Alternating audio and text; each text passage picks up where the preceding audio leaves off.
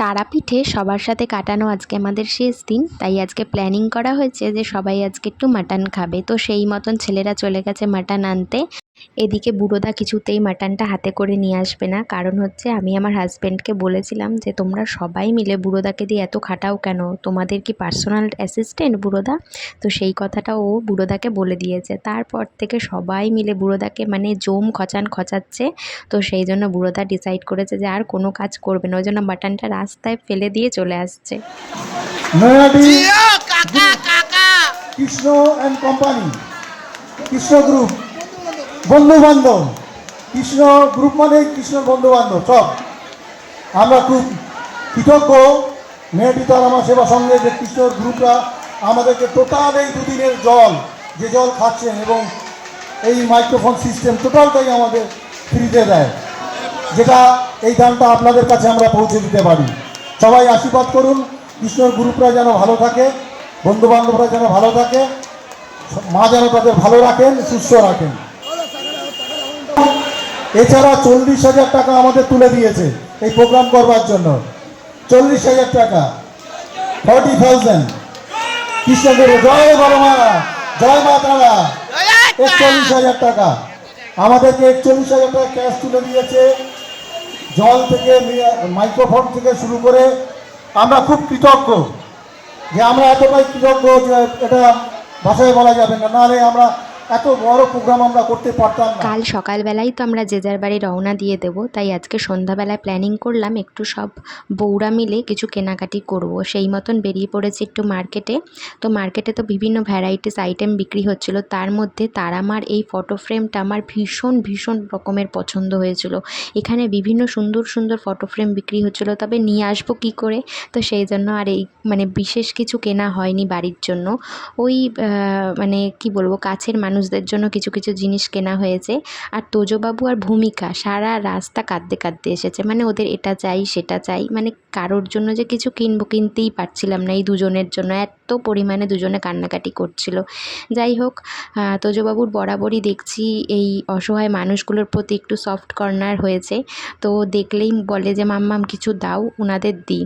তো সেই মতন দিয়ে দিলাম। আমার ছোট্ট ছেলেটা ওদেরকে দিয়ে আসলো, আর এখানে হরে কৃষ্ণ হচ্ছিল সেটা শুনে নাচানাচি করছিল। তারপরে কিছু কেনাকাটি করে চলে এসেছি রুমে। ওই যে বললাম আজকে একটু রাতে মাটনের প্রোগ্রাম হয়েছে, তো সেই মতন এখানে মাটন, ভাত, স্যালাড, আর ওদিকে হচ্ছে সুজয়দার বউ মানে বৌদি হচ্ছে মাটন খাবে না, তো ওই যে পনিরের একটা আইটেম নিয়েছিল।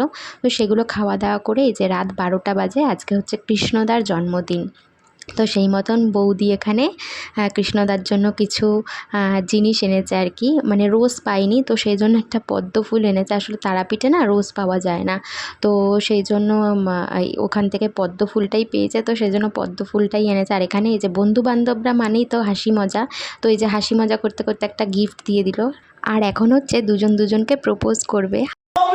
বলো বলো বলো, বলছি তোমার দিব্যি গেলে আমি বড় শান্ত ছেলে। সামনের বছর ভাই আসবে, বলো।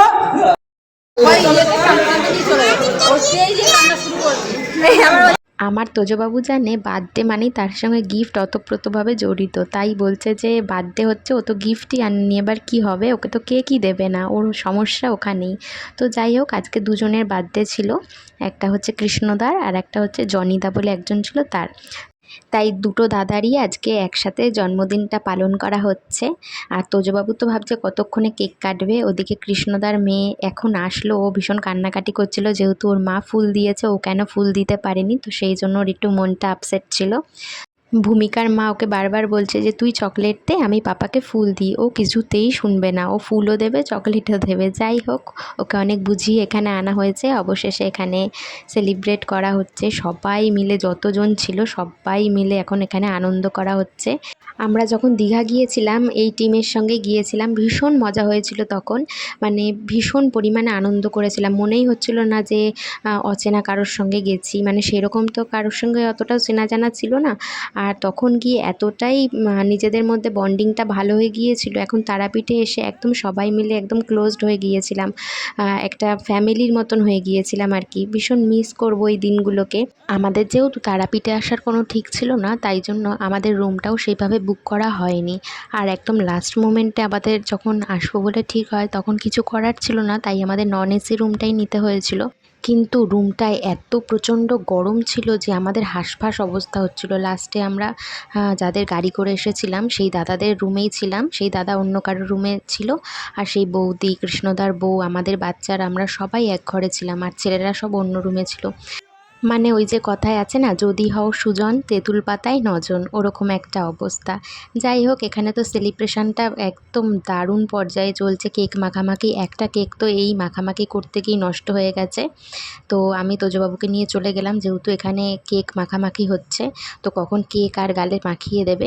ওই যে যেটা ভয় পাচ্ছিলাম সেটাই হয়েছে। দরজা আটকানো সত্ত্বেও এত জোরে জোরে পিটিয়েছে যে দরজা খুলতে বাধ্য হয়েছি অবশেষে।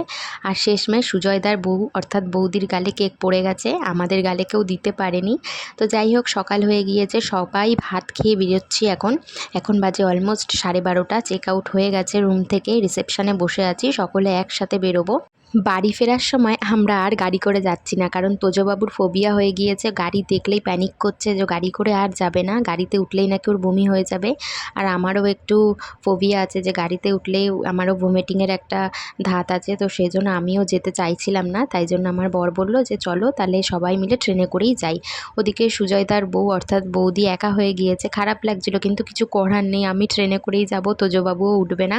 তো সেই জন্য আমরা সবাই মিলে এখন ট্রেনে করে যাচ্ছি, খালি সুজয়দার বউ ওরা গাড়ি করে যাচ্ছে।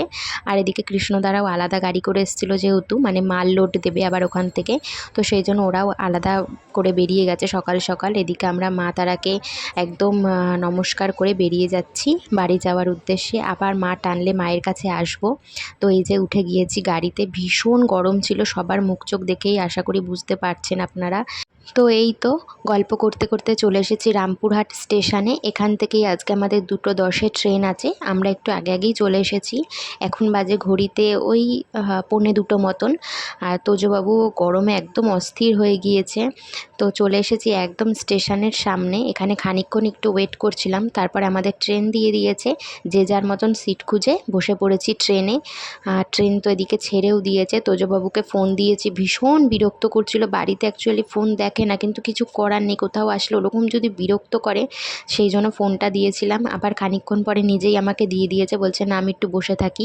ওর লাবুবু যে পুতুলটা ছিল সেটা নিয়ে খেলা করছিল। আমরা যতক্ষণ আসছিলাম ততক্ষণ একদম ঠাটা পড়া রৌদ্র ছিল, আর যেই আমরা ট্রেনে উঠেছি অমনি ওয়েদার পুরো চেঞ্জ, তার সঙ্গে এত সুন্দর গান। হবে কত দিনে অমিলন হবে কত দিনে আমার মনের মানুষের সনে আমার মনের মানুষের সনে আমার হয় না কপাল খুনে আমার মনের মানুষের সনে। এদিকে কিন্তু মুষলধারে বৃষ্টি শুরু হয়েছে, যা সুন্দর লাগছিল না ওয়েদারটা, আর একদম ঠান্ডা ঠান্ডা ওয়েদার হয়ে গিয়েছিল। ওদিকে বৃষ্টি আর এদিকে আমার হাতে চলে এসেছে ঝালমুড়ি। আহা, এ যেন একদম অনবদ্য কম্বিনেশন। প্রকৃতির এই সুন্দর দৃশ্য দেখতে দেখতে কখন যে বাড়ি পৌঁছে গেলাম বুঝতেই পারলাম না। বাড়ি এসে ফ্রেশ হয়ে এবার এই প্রসাদগুলো সকলের মধ্যে দিয়ে দেব, সেই মতন এগুলো বার করে রাখলাম। তো এই প্যাড়াগুলো আপনারা কারা কারা পছন্দ করেন অবশ্যই জানাবেন, আমার তো বেশ ভালো লাগে। চলুন তারাপীঠের ভ্লগ এখানেই শেষ করছি। আপনাদের কেমন লাগলো আমার এই ভ্লগটা অবশ্যই জানাবেন। সবাই ভালো থাকবেন, সুস্থ থাকবেন এই কামনাই করি। জয় মা তারা।